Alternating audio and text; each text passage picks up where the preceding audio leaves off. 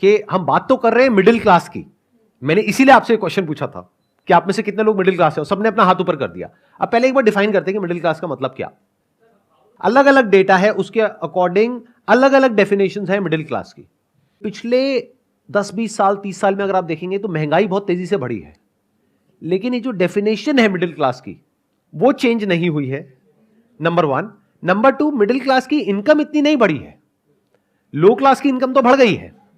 जहां आज से 20 साल पीछे आप चले जाओ तो एक मेड अगर आपके घर में जो काम करती है उसको आप पैसे देते थे, मान लो 1000 रुपए 1500 रुपए, वो बढ़ करके आज हो गया 4000 रुपए अगर वो 2-3 घंटे के लिए काम कर रही है तो।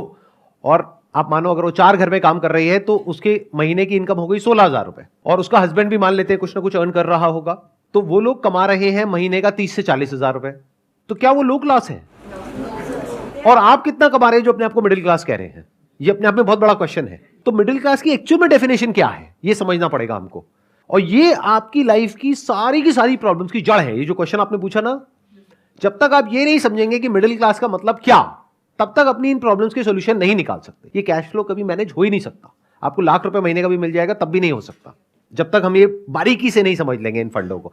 ग्लोबली एक ऐसा सेंसस है जो कहता है कि लो इनकम का मतलब जो दिन का 600 रुपए से कम कमा रहे हैं वो लो इनकम, 600 से 1200 कमा रहे हैं वो मिडिल इनकम। तो अगर इंडिया की बात करी जाए तो यहां पर कहते हैं कि सिर्फ 2% लोग हैं जो एक्चुअल में मिडिल क्लास है। और अगर आज की डेट में हम रियलिटी को देखें, जिस तेजी से महंगाई बढ़ी है, जिस तेजी से स्कूल की फीस बढ़ रही है आज की डेट में, जो एक रियल प्रॉब्लम है जो हम सब फेस कर रहे हैं, और कुछ चीजें ऐसी हैं जो इन्फ्लेशन का डेटा आता है हमारे पास में, उससे भी ज्यादा तेजी से महंगी हो रही है।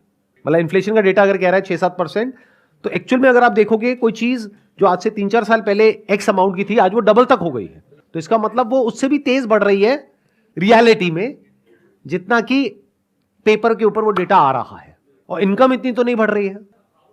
तो मिडिल क्लास को अगर हमको डिफाइन करना हो तो वो ये हो सकता है कि जिसकी इनकम, अगर मैं कंजर्वेटिव होकर के चलूं, वैसे इससे ऊपर होना चाहिए, बट अगर मैं कंजर्वेटिव कैलकुलेशंस भी लेकर के चलूं, 40,000 रुपए महीना, यानी मोटा मोटा साल का 4,80,000 रुपए, तो कह सकते हैं कि आप मिडिल क्लास में हैं।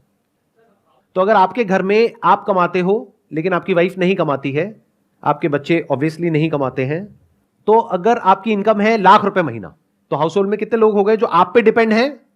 3 और लोग हो गए, मतलब टोटल 4 लोग हो गए। तो 4 से डिवाइड कर दो 1 लाख को, तो कितनी आ गई? 25,000 रुपए महीना। तो आप मिडिल क्लास नहीं हो, आप लो इनकम ग्रुप में आते हो। यह है प्रॉब्लम की सारी जड़ जो हमें नहीं समझ आ रही है, और ये आपको कोई नहीं समझाएगा। आपको बहुत बढ़ा चढ़ा करके दिखाया जाएगा कि देखो आप तो लाख रुपए महीने का कमा रहे हो, आप तो कुछ भी कर सकते हो। और ये सेगमेंट सबसे अट्रैक्टिव है बैंक्स के लिए और फाइनेंस कंपनीज के लिए, सबके लिए।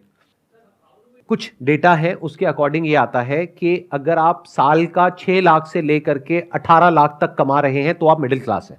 मैंने क्या किया, उस डेटा को थोड़ा सा और नीचे ले आया ताकि आप यहां से जब बाहर निकलो तो खुशी खुशी जाओ, मूड खराब ना हो जाए। आप कहो कि यार कहां आ गया, ये क्या करके भेज दिया मेरे साथ में, जब गुस्सा था तो अमीर था, गरीब करके बाहर भेज दिया है।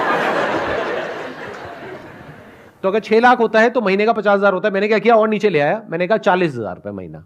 मतलब कि अगर आप भी काम करते हो, आपकी वाइफ भी काम करती है, और अगर 20,000 रुपए महीना आप कमाते हो, 20,000 रुपए महीना वो कमाती है, यानी हो गया 40,000 रुपए, तो आपको कह सकते हैं कि आप लोअर मिडिल क्लास में कहीं पर फिट होते हो।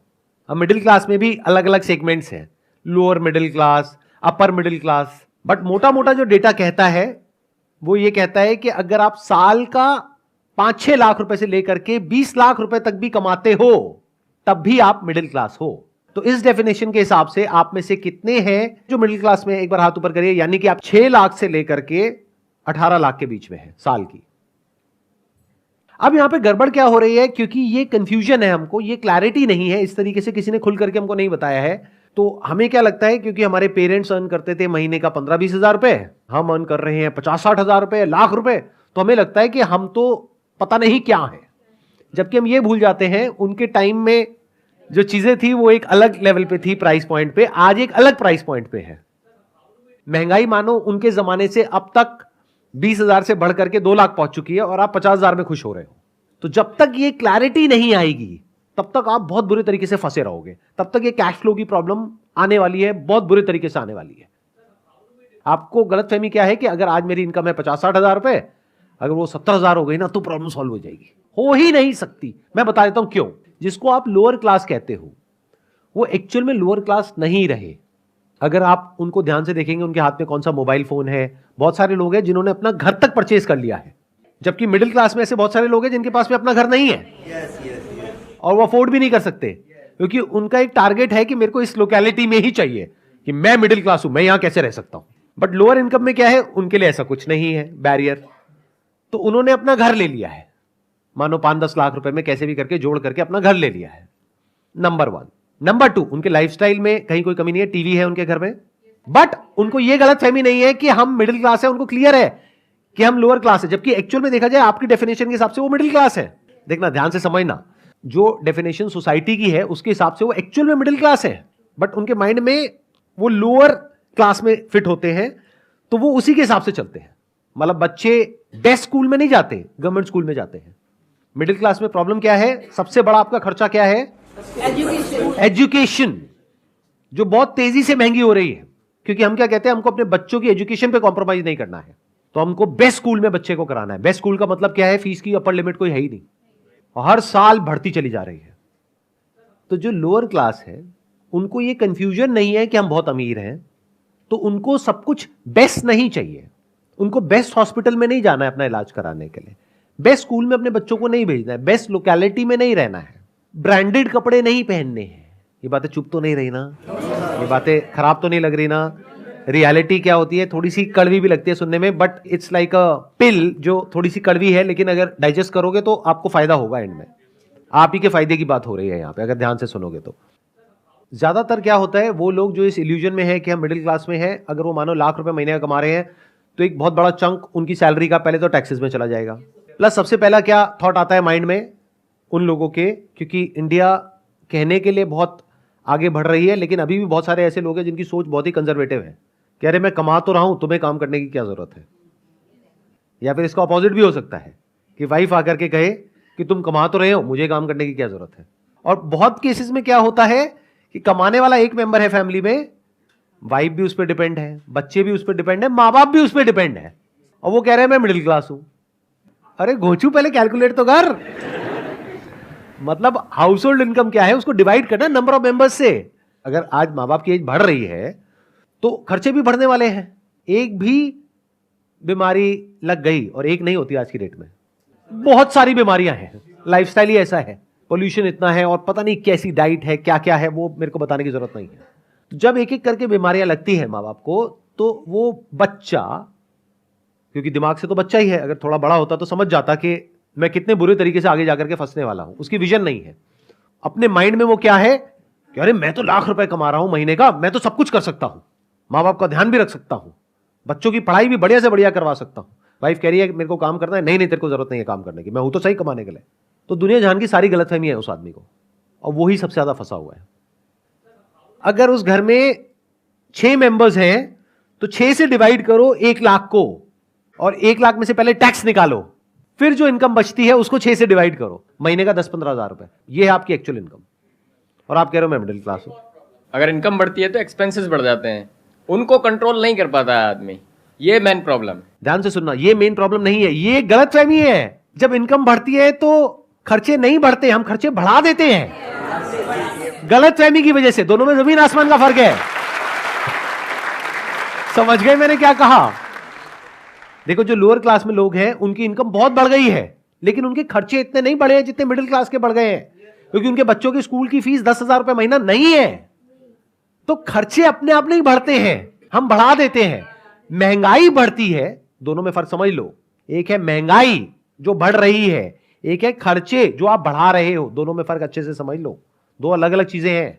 हम बोलते हैं खर्चे बढ़ रहे हैं, अरे खर्चे बढ़ते नहीं, हम बढ़ाते हैं। कितना ही बढ़ा लो, अपर लिमिट कोई है ही नहीं।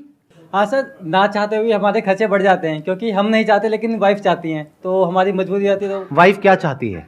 वाइफ के सर कुछ ना कुछ ड्रीम्स होते हैं, कुछ ना कुछ एक्सपेक्टेशंस होती हैं। ये वाइफ को बोलो कि अगर अपने ड्रीम्स पूरे करने हैं तो खुद कमाओ और खर्चो जितना खर्चना है। खर्चे हम क्यों बढ़ाते हैं? लगाओ दिमाग। मतलब मैंने अभी कहा कि खर्चे बढ़ते नहीं है, महंगाई बढ़ती है, खर्चे हम बढ़ाते हैं। अब क्यों बढ़ाते हैं? गलतफहमी होती है कि हम बहुत अमीर हैं, जबकि एक्चुअल में नहीं है, और ये हमें कोई बताने वाला नहीं है। और हम अपने आप को कंपेयर कर रहे हैं ऐसे लोगों से जिनकी हो सकता है कमाई हमसे बहुत ज्यादा है, बट हमें अंदर की बात पता ही नहीं है। या ये भी हो सकता है ऐसे लोगों से कंपेयर कर रहे हैं जो खुद भी बेवकूफ है। ज्यादातर ऐसा होता है कि आपकी कंपनी में कोई है बंदा जो साथ में एक ही लेवल पर है, वो जाकर के गाड़ी लेकर के आ गया, अब आपके अंदर खुजली हो रही है कि मुझे भी गाड़ी चाहिए और इससे बढ़िया चाहिए। अरे वो बेवकूफ है, वो मरने वाला है, तो आपको भी मरना है। जैसे बचपन में बोलते नहीं थे कि तेरा दोस्त कुएं में कूदेगा तो तू भी कूदेगा क्या? कितनी बेसिक सी बात है, बट हमको ये बातें समझ ही नहीं आती हैं। उधर से बैंक तैयार बैठा है, रोज मैसेज आते हैं कि अब आपकी लिमिट बढ़ गई है, आपको पर्सनल लोन मिल रहा है। फिर हम जाकर के फंसते हैं क्रेडिट के ट्रैप में, which is such a big trap that you can't even imagine in the wildest of your dreams. अगर समझना है ना कितना बड़ा ट्रैप है, तो आप जा करके कंपाउंडिंग को स्टडी करना। कंपाउंडिंग क्या होती है कि कंपाउंडिंग से आदमी कितना अमीर हो सकता है।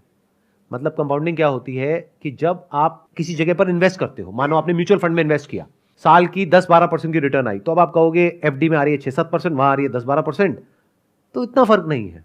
लेकिन 10 साल बाद, 20 साल बाद वो फर्क जो देखने में छोटा सा है वो करोड़ों में पहुंच जाएगा।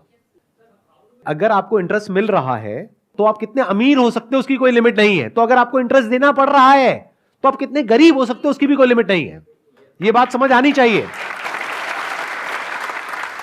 किसी भी तरह का आप क्रेडिट लेते हो उसके ऊपर इंटरेस्ट लगता है, इंटरेस्ट के ऊपर फिर इंटरेस्ट लगता है, प्रिंसिपल अमाउंट पे भी इंटरेस्ट लगता है, इंटरेस्ट के ऊपर भी इंटरेस्ट लगता है, और वो बढ़ते बढ़ते इतना हो जाता है जितना हमने सपने में भी नहीं सोचा होता है। लिया होता है 5 लाख रुपए, देना पड़ता है 10 लाख, 15 लाख, 20 लाख, कोई लिमिट ही नहीं है, और फिर पूरी जिंदगी यही करते रहो। इस ट्रैप से निकलने का सिर्फ एक तरीका है कि पैसा जोड़ो और जोड़ करके उसको इस तरीके से इन्वेस्ट करो कि वो पैसा कंपाउंड हो और आने वाले 5-10 साल बाद इस ट्रैप से आप निकल सको। बट जोड़ना तो दूर, आपकी सिचुएशन ऐसी आ जाती है कि आपको पैसा लेना पड़ जाता है, and the moment you start taking money you are in a mess. Job में ये डर है कि अगर मैंने कुछ बोल दिया तो कहीं मुझे निकाल ना दे तो मेरा क्या होगा। एक लो इनकम में जो आदमी है उसको डर नहीं है। आप अपनी मेड को जाकर के बोलो कि भाई मैं तेरे को निकाल दूंगा, अब बोल तो ये बोलने की हिम्मत ही नहीं है, क्योंकि अगर आपने मेड को निकाला तो आपकी वाइफ आपको पक्का घर से निकाल देगी, पक्का। मतलब कोई डाउट ही नहीं है इसके अंदर। मैं ठीक कह रहा हूं गलत कह रहा हूं कि मतलब मेड की इंपॉर्टेंस आपसे ज्यादा है अगर आप ध्यान से समझोगे तो आप मेड को नहीं निकाल सकते, लेकिन मेड जब चाहे जो मर्जी कर सकती है। क्यों? क्योंकि उसको पता है कि अगर आज आपने उसको निकाला और 4,000 रुपए उसको दे रहे थे और उसको नहीं दिया तो कल कोई और दे देगा उसको 4,000 रुपए। बट आपको यह डर है कि अगर मैं इस पर्टिकुलर जॉब में हूं जहां पे सैलरी धीरे धीरे बढ़ते बढ़ते बढ़ते बढ़ते आज 50-60 हजार रुपए या लाख रुपए तक पहुंची है, अगर मुझे निकाल दिया मुझे हो सकता है आधे की भी जॉब ना मिले। आपकी थोड़ी बहुत बचत हो भी जाती है तो उसके बेस पे आप कैलकुलेशन नहीं करेंगे कि मुझे क्या करना है।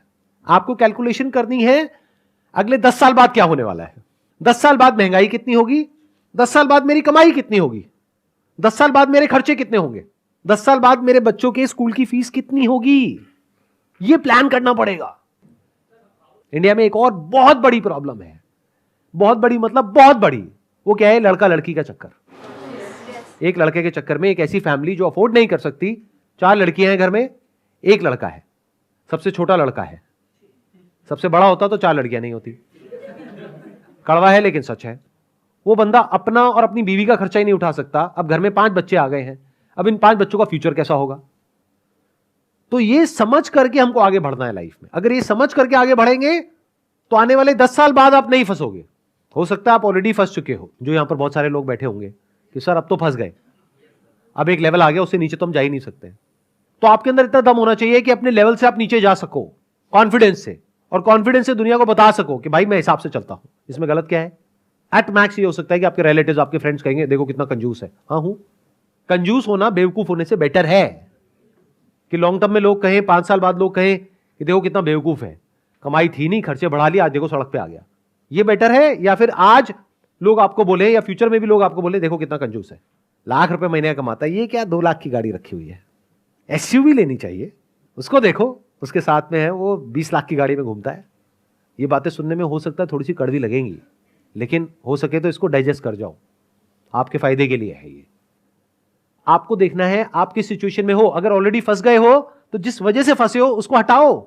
बिल्कुल ऐसा है जैसे एक बीमारी है, उस बीमारी का एक कॉज है, बॉडी के अंदर कोई वायरस है, बैक्टीरिया है, तो दवाई खाओ और उसको हटाओ अपनी बॉडी में से। बड़ी गाड़ी ले ली है तो किसी किताब में नहीं लिखा है कि अब जिंदगी भर बड़ी ही गाड़ी रखनी है। बेचो उसको अभी यहां से जाते ही। सच बता रहा हूं, ये कल तक भूल जाओगे। अगर ये आज का दिन निकल गया तो कल तक भूल जाओगे। अभी घर जाओ, जा करके फटाफट से 2-4 जगह पे फोन लगाओ और जा करके बेच दो गाड़ी को। बोलो आसान है। और बोलो आसान है।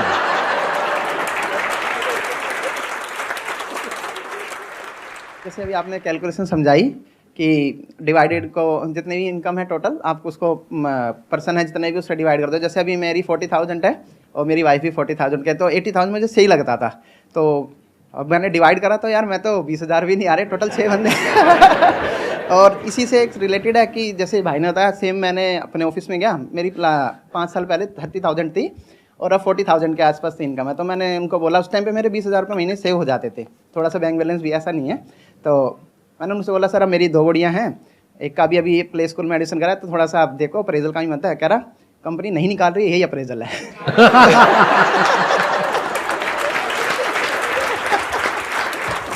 लेकिन अभी भी एक बहुत बड़ी गड़बड़ है आपकी थॉट प्रोसेस में। देखो, अभी भी जो आप प्लानिंग कर रहे हो ना, वो आप कर रहे हो आज के बेस पे।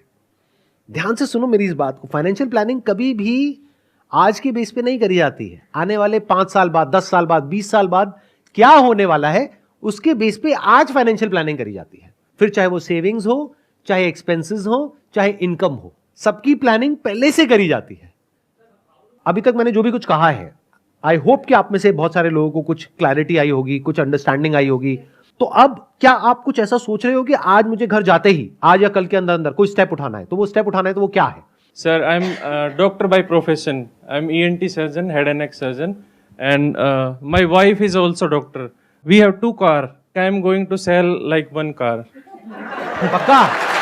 बहुत बढ़िया। ये मुझे नहीं पता कि ये मोटिवेशनल सेशन हो रहा है, डीमोटिवेशनल सेशन हो रहा है। क्योंकि मोटिवेशनल सेमिनार्स में होता है, I am going to purchase 1 car. अब और बताइए, और कौन है जो यहाँ पे कोई स्टेप्स उठाने वाले हैं? सबसे पहले तो सर मैं अपने फैमिली मेंबर्स और मेरे जो फ्रेंड्स हैं उनको